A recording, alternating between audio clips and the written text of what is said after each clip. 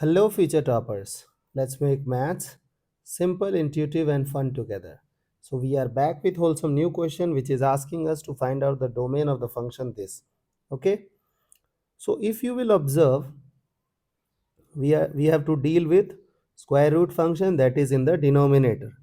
So, we know that square root functions should contain greater than equal to 0, but it is in the denominator, so you cannot afford to have equal to 0. Okay, so can I say that the denominator has the argument has to be greater than 0? Okay, now I'll simplify things. So it is 5 2s are 10, so it is box x square minus 5 box x plus 2 box x minus 10 greater than 0. Okay, so if you will do the factorization, you will get box x minus 5 and box x plus 2 greater than 0. Okay, now if you will observe, let's plot them on the number line. So it is minus 2, it is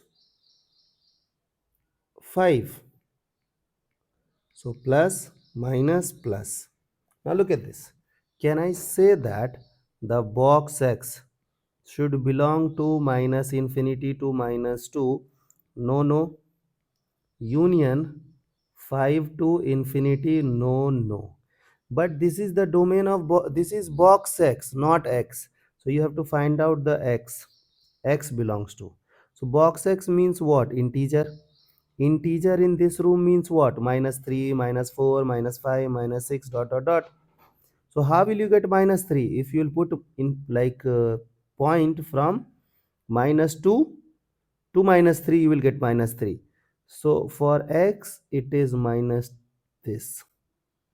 You cannot have minus 2. Okay, but you can have any number less than minus 2. Now the greatest integer should be from 6 7 8 9.